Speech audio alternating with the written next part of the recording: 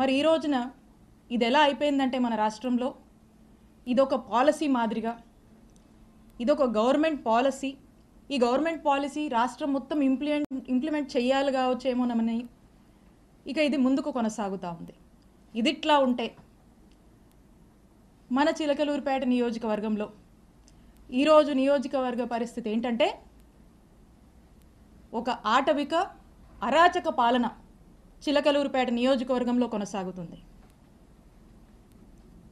ఇక్కడున్నటువంటి MLA Pullarao గారు అవినీతికి ఘనాపాటి పత్తిపాటి అని చెప్పొచ్చు. ఇక్కడ ఒక చక్కటి నరేటివ్ని కట్టుకథ చక్కగా అల్లి ఒక వ్యక్తిని ఈ పుల్లారావు గారు స్టేషన్కి పంపిస్తాడు. పంపించి ఒక కంప్లైంట్ ఇప్పిస్తాడు.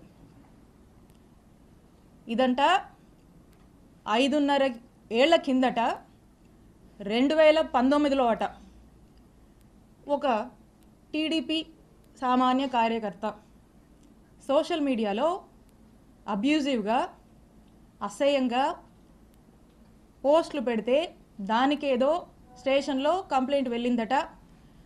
పోలీసులు డ్యూ ప్రొసీజర్ ఫాలో అయ్యుంటారు. దానికి నాకు సంబంధం ఏంటి? ఇప్పుడు ఈ కట్టు కథను ఎలా వెళ్ళారంటే, ఈ వ్యక్తిని ఎమ్మెల్యే కంప్లైంట్ ఇప్పిస్తాడు.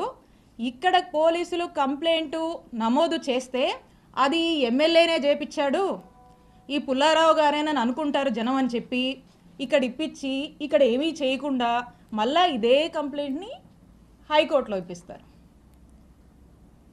హైకోర్టులో ఇప్పించిన తర్వాత హైకోర్టు ఏమంటది? హైకోర్టు ఏమన్నదంటే, ఇది హైకోర్టు ఆర్డర్, నిజాది వినిపిస్తాను. Learned assistant government pleader takes notice on behalf of the respondents and state and seeks time for getting instructions. List in second week of February 2025. ఇది order. అంటే దీని అర్థం ఏంటంటే, దీని రెస్పాండెంట్స్ ఎవరైతే ఉంటారో అంటే పోలీసులు, హానరబుల్ హైకోర్టు పోలీసులని రిమార్క్స్ అడుగుద్ది ఈ కంప్లైంట్ సంబంధించి. తర్వాత దీన్ని February 2nd వీక్కి పోస్ట్ చేస్తుంది. ఇంత ఈ ఆర్డరు. ఈ ఆర్డర్లో ఏమీ కూడా నా మీద కేసు ఫైల్ చేయమని ఎఫ్ఐఆర్ కట్టమని ఏమీ లేదు. ఈ ఆర్డర్ ఇలా ఉంటే ఈ హానరబుల్ హైకోర్టు ఆర్డర్ని దీన్ని ఈ పుల్లారావు గారు అదే వ్యక్తితో మళ్ళీ ఎస్పీ ఆఫీస్కి పంపించి హానరబుల్ హైకోర్టుని మిస్లీడ్ చేస్తూ హానరబుల్ హైకోర్టు మీద నెట్టేసి హానరబుల్ హైకోర్టుని మిస్కోట్ చేస్తూ ఏమంటారు? హానరబుల్ హైకోర్టు నా మీద ఆవిడ మీద కేసు కట్టండి అని చెప్పారని హానరబుల్ హైకోర్టు మీద నెట్టి ప్రజల్లోకి కోర్టే కేసు కట్టమని చెప్పిందని చెప్పి పంపించేటువంటి ఫ్రీలర్స్ ఇచ్చి ఒక ప్రయత్నం చేసి అంతలోపే ఇక్కడున్నటువంటి పోలీసులు నా మీద కేసు కట్టారు, ఎస్సీ ఎస్టీ అట్రాసిటీ పెట్టారు.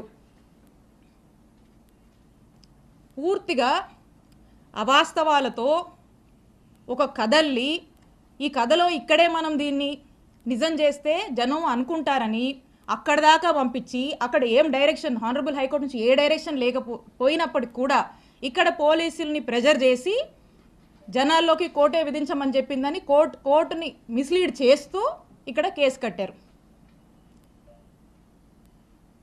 ఎంత డ్రామానో చూడండి. ఇదిట్లా ఉంటే రాష్ట్రంలో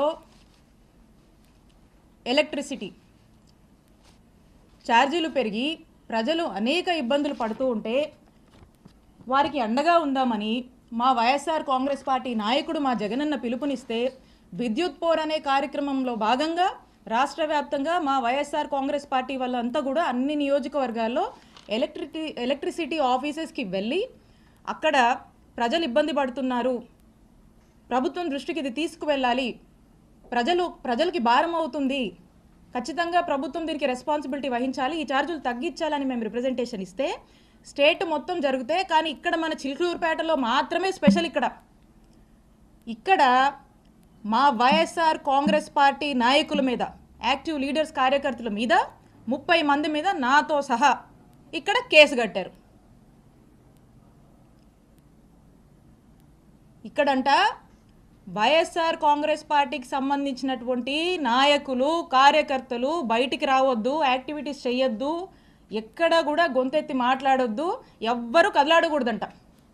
ప్రతి గ్రామం నుంచి ఈ రోజున పోలీస్ స్టేషన్లో కేసులు పెట్టడం, పోలీస్ స్టేషన్లకు పిలిపించడము, హరాస్ చేయడము, తిట్టడము, కొట్టడము, కేసులు పెట్టడము, అరెస్టులు చేయడము, జైళ్ళకు తీసుకువెళ్ళడము, ఈ విధమైనటువంటి అరాచక పాలన చిలుకూరుపేట నియోజకవర్గంలో నడుస్తోంది. ఇదట్లా ఉంటే ఇక్కడున్న చాలామందికి తెలుసు, మా మామగారు 80 సంవత్సరాల వయసు కన్నా పెద్దోడండి. ఆ వయసులో ఉన్నటువంటి పెద్ద మనిషి మీద కూడా కేసు కట్టించాడు ఈ ఎమ్మెల్యే పుల్లారావు. నా మరిది ఫారిన్ సిటిజన్, ఫారిన్లో వ్యాపారాలు చేసుకుంటే నా మరిది మీద కేసు కట్టించాడు ఈ ఎమ్మెల్యే పుల్లారావు. నాకేనా కుటుంబం ఉంది? మీకు లేదా కుటుంబం? ఎన్ని రోజులు సాగుద్ది అనుకుంటున్నారు ఇట్లా? ఎన్ని రోజులు నడుస్తుంది అనుకుంటున్నారు ఇట్లా? నేను ఇక్కడ మీకు ఒక్కటే చెప్పాలనుకుంటున్నా, ఈరోజు నా కుటుంబాన్ని, మా వైఎస్ఆర్ కాంగ్రెస్ పార్టీ నాయకుల్ని కార్యకర్తల్ని మీరు ఇబ్బంది పెడతా ఉన్నారు. పుల్లారావు గారు, మీకంటూ ఓ రోజు వస్తుంది, గుర్తుపెట్టుకోండి. ఇంకోసారి చెప్తున్నా, మా కుటుంబం జోలికి వస్తున్నారు కదా, మాది పురుషోత్తపట్నం, గుర్తుపెట్టుకోండి, ఊహించుకోండి ఒకసారి. నేను ఇక్కడ మీ మీద గెలిచి మిమ్మల్ని ఇంట్లో కూర్చోబెట్టాను. ఇక్కడ 5 ఏళ్ళు నేను పనిచేశా, నేను ఎమ్మెల్యేగా చేశా, నేను మంత్రిగా పనిచేశా, కానీ ఎక్కడ కూడా ఇలాంటి వాతావరణాన్ని క్రియేట్ చేయాల, ఇలాంటి అరాచక పాలనకు మేము ప్రోత్సహించలా. ఎక్కడా కూడా ఏదన్నా కూడా చట్టం తన పని తాను చేసుకుపోయింది తప్పితే మేము ప్రొవోక్ చేసి, మేము మా ఇంట్రెస్ట్లు ఏమి చెప్పి ప్రజల్ని ఇబ్బంది పెడుతూ ఈ రకమైనటువంటి అక్రమాలకు మేము పాల్పడలా. ఒక పీస్ఫుల్ ఎన్వైరన్మెంట్ ప్రతి ఒక్కరికి, అన్ని వర్గాల వాళ్ళకి మేము కల్పించి ప్రతి ఒక్కరు కూడా సంతోషంగా ఉండి, వాళ్ళకి ఇంకేదైనా కష్టాలుంటే వాళ్లకు మేము తోడుగా అండగా ఉండేటువంటి కార్యక్రమాన్ని చేశాం. ఇక్కడ నేను ఎమ్మెల్యేగా ఉండి, ఇక్కడ మంత్రిగా ఉండి, ఇక్కడున్నటువంటి ప్రజలకు కొన్ని వేల కోట్లతో గవర్నమెంట్ హాస్పిటల్ నిర్మాణం చేస్తే, ఈ రోజున మన చుట్టుపక్కల ఉన్నటువంటి నియర్ బై ఉన్నటువంటి జిల్లాల్లో వాళ్ళు కూడా, మనకి ఇటు ఉన్నటువంటి ఊర్లలో అందరూ కూడా చక్కగా వచ్చి ఈరోజు వేల సంఖ్యలో చక్కటి వైద్య సేవలు పొందుతున్నారు. ఎప్పుడో చిరకాలపు కలగా ఈ చిలుకూరుపేట ప్రాంత ప్రజల కలగా ఏదైతే బైపాస్ ఉందో, ఆ బైపాస్కి సంబంధించి ఏదైతే ల్యాండ్ ఎక్విజిషన్లో భాగంగా రైతులకు డబ్బులు రావాల్సి ఉందో, ఆ డబ్బులను ప్రభుత్వం ఏదైతే వాటా చెల్లించాల్సి ఉందో, ఆ వాటాని కూడా జగనన్న ప్రభుత్వం ఆ రైతులకు చెల్లించి, కోవిడ్ టైంలో అనేక ఇబ్బందుల వల్ల ఈ ప్రాజెక్టు కాస్త ఆగిపోయి వెనకబడి ఉంటే కూడా వాళ్ళందరినీ పిలిచి, ఆ కాంట్రాక్టర్ని పిలిచి వాళ్ళకు మోటివేషన్ ఇచ్చి, వాళ్ళకు ప్రభుత్వం వైపు నుంచి కావాల్సినటువంటి సపోర్టు పూర్తిగా ఇచ్చి, రాత్రింబగలు వాళ్ళు పనులు కంప్లీట్ చేసి, శరవేగంగా పనులు పూర్తి చేసి బైపాస్ని అందుబాటులోకి తీసుకురావడానికి ఎంత కృషి చేశాము. ఈరోజు చూస్తే ఎక్కడి నుంచో, చెన్నై నుంచి, కడప నుంచి వచ్చిపోయే వాళ్ళందరూ కూడా ఈరోజు ఎంత కమ్యూట్ బాగుందని చెప్పి హర్షించేటువంటి పరిస్థితి. ఈరోజు ప్రతి ఒక్కరు కూడా యాక్సిడెంట్లు తగ్గి సంతోషంగా ఉన్నటువంటి పరిస్థితి. అలాగే చిలకలూరుపేట పట్టణ ప్రాంతానికి సంబంధించి అమృత్ పథకం చివరి దశలో ఉంది. ఆ చివరి దశలో కొన్ని పనులు జరిగితే ఆ ప్రాజెక్ట్ కంప్లీట్ అయిపోతుంది. దాని మీద దృష్టి పెట్టండి. లేదు, మీ దృష్టి దీని మీద లేదు. మీ ప్రభుత్వం పుణ్యమా అని ఈరోజు చూస్తున్నారా? నియోజకవర్గంలో వ్యవసాయం చేసుకునేటువంటి రైతులు పత్తి మిర్చికి సరైన గిట్టుబాటు ధర లేదని చెప్పి ఏడుస్తున్నారు. మీ ప్రభుత్వం పుణ్యమా అని నిత్యావసరాల ధరలు, ఆ వస్తువుల ధరలు పెరిగి సామాన్యుడు కొనుక్కోలేక ఎన్ని ఇబ్బందులు పడుతున్నారో ఒకసారి తెలుసుకోండి. మీ ప్రభుత్వ పుణ్యమా అని వ్యాపారస్తులు వ్యాపారాలు సరిగా సాగక ఆ వ్యాపారం సాగించాలన్నా మీరు పెట్టే ట్యాక్సులు, మీరు అడుగుతున్నటువంటి మెంబర్షిప్లు కట్టలేక ఎన్ని ఇబ్బందులు పడుతూ తలబాదుకుంటున్నారో తెలుసుకోండి. ఇవేవి మీకు పట్టవు. పూర్తిగా మీ ఫోకస్ 2 అంశాల మీదే. ఆ 2 అంశాలు ఏంటంటే, ఒకటి, విడుదల రజనీ మీద కేసు పెట్టాలి, విడుదల రజనీ కుటుంబ సభ్యుల మీద పెట్టాలి, వైఎస్ఆర్ కాంగ్రెస్ పార్టీ కుటుంబ సభ్యులందరి మీద కూడా పెట్టాలి. ఎవ్వరూ కదలాడకూడదు, హింసించాలి, జైళ్ళ దాకా తీసుకువెళ్ళాలి, అక్రమ కేసులు, అక్రమ అరెస్టులు చేయాలి. ఇదొక ఇంట్రెస్ట్ అయితే మీకు ఇంకొక ఇంట్రెస్టు హ్యాపీగా జోబులు నింపుకోవాలి.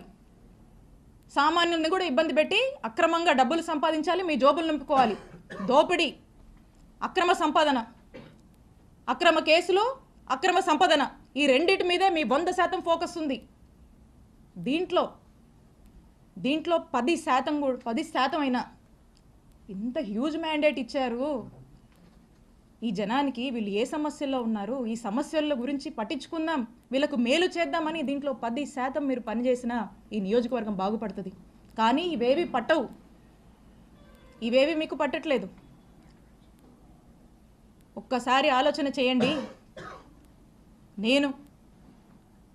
మేము అధికారంలో ఉన్నప్పుడు, నేను ఎమ్మెల్యేగా ఉన్నప్పుడు, నేను మంత్రిగా ఉన్నప్పుడు ఒక్కసారి 2014 నుంచి 2019 వరకు మీరు చేసినటువంటి అక్రమాలు, ఇల్లీగల్ యాక్టివిటీస్, మీరు చేసినటువంటి స్కాములు, మీరు చేసినటువంటి పాపాలు ఇవన్నీ ఏంటా అని ఇక్కడున్నటువంటి ఒక సామాన్య జర్నలిస్టు మిమ్మల్ని ప్రశ్నిస్తే, జర్నలిస్టు మర్డర్ల దాకా కూడా మీరు చేసినటువంటి పాపాల గురించి నేను ఒక్కరోజు ఆలోచించుంటే ఏమైండేవాళ్ళు పుల్లారావు గారు? మీరు ఏమైండేవాళ్ళు?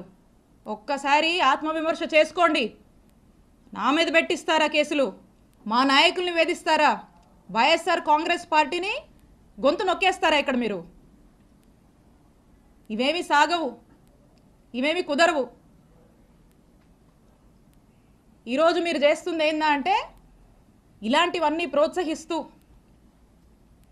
వాట్ నాట్ ఈరోజు నియోజకవర్గంలో వాట్ నాట్ జరుగుతుందండి. ఈరోజు ప్యాకెట్ నడుస్తుంది, గ్రానైటు, గ్రావెలు, సెటిల్మెంట్లు, అక్రమాలు, ఇల్లీగల్గా ఎలా డబ్బులు సంపాదించాలి, బార్ షాపులు, బెల్ట్ షాపులు, ఇవో ఇలా చెప్పుకుంటూ పోతే చాలా ఉన్నాయి.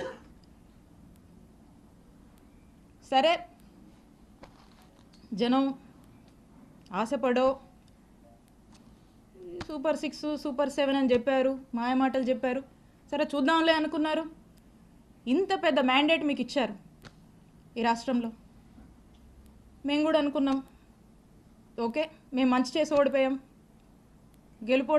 గెలుపోవటమి సహజమే, చూద్దాం ఏ మేరకు ఈ ప్రభుత్వం ప్రజల ఎక్స్పెక్టేషన్స్కి తగ్గట్టుగా పనిచేస్తుంది చూద్దామని మేము చూస్తున్నాం. చాలా క్రమశిక్షణగా, చాలా పద్ధతిగా మా నాయకుడు చూపించినటువంటి బాటలో ప్రజలకు మేలు చేస్తూ నడవడమే మాకు తెలుసు. ఇలా మీలాగా చీప్ ట్రిక్స్, ఈ చీప్ పాలిటిక్స్, ఎవడనో పెట్టి ఏదేదో చేస్తామంటే నేను ఒకటే చెప్తా ఉన్నా. నాకు నవ్వొస్తుంది పుల్లారావు గారు. ఎందుకో చెప్పనా?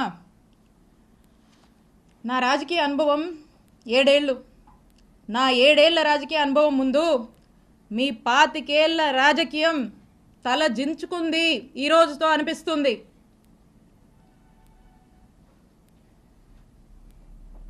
అక్రమ కేసులు కడతారా? అక్రమ కేసులు పెడతారా? భయపెట్టాలని చూస్తారా? మీరు నన్ను కానీ, మా కుటుంబ సభ్యుల్ని కానీ, మా నియోజకవర్గ ప్రజల్ని కానీ, అండ్ ఎస్పెషలీ మా వైఎస్ఆర్ కాంగ్రెస్ పార్టీ నాయకుల్ని, కార్యకర్తల్ని, వైఎస్ఆర్ కాంగ్రెస్ పార్టీ కుటుంబ సభ్యులు, ఇక్కడ ఉన్న వాళ్ళందరినీ కూడా, కుటుంబ సభ్యులందరినీ కూడా బెదిరించి, భయపడి, అక్రమ కేసులు పెట్టి, అక్రమ అరెస్టులు చేస్తే ఎవ్వరం భయపడం. మీరు పెట్టిన ప్రతిసారి ఇంకా బలంగా ఎదుర్కొంటాం, ఇంకా బలంగా నిలబడతాం, ముందుకు వెళతాం. మీరు అనుకుంటున్నారేమో ఇంకో 4 ఏళ్ళు కదా, అంటే వింటున్నాం లాలీలు చెప్తుంటే, ఇంకో 4 ఏళ్ళు కదా, హ్యాపీగా వీలైనంత అవకాశం ఉన్నంత వరకు దోపిడీ చేసి, ఇల్లీగల్ పనులన్నీ చేసి, జోబులు నింపుకొని, ఓ బ్యాగ్ నుండి సంపాదించుకొని రిటైర్ అయిపోదాం అనుకుంటున్నట్టున్నారు. ఇప్పటి నుంచి మొదలుపెట్టినా నేను ఇంకో 30 నుంచి 40 సంవత్సరాలు రాజకీయాలు ఇక్కడే చేస్తాను. గుర్తుపెట్టుకోండి, 30 నుంచి 40 సంవత్సరాలు ఆ దేవుడు చల్లగా చూస్తే మీరెక్కడున్నా, ఏ ఊళ్ళో దాక్కున్నా మిమ్మల్ని లాక్కొచ్చేది ఖాయం, వడ్డీతో సహా విత్ ఇంట్రెస్ట్ నీకు తిరిగిస్తాం.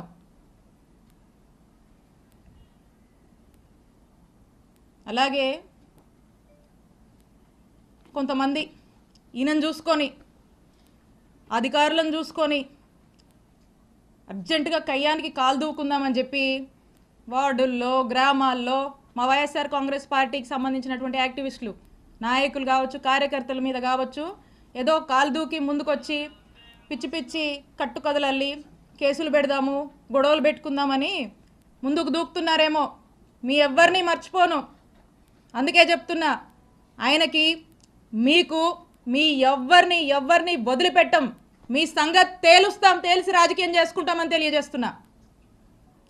And officers, I have lot of respect for all of you. అధికారులందరి మీద నాకు అపారమైనటువంటి రెస్పెక్ట్ ఉంది. మీరు ప్రజలకు అవసరం వచ్చే పనులు చేయండి, ప్రజలకు 4 మంచి పనులు చేయండి, ప్రజలకు అండగా ఉండండి, ప్రజలు మిమ్మల్ని గుర్తించేలా మీ పరిపాలనని కొనసాగించండి. ఇలాంటి అక్రమాలు చేసేటువంటి వాళ్ళకి, ఇలాంటి అవినీతి పనులకు మీరు అండగా ఉండొద్దు.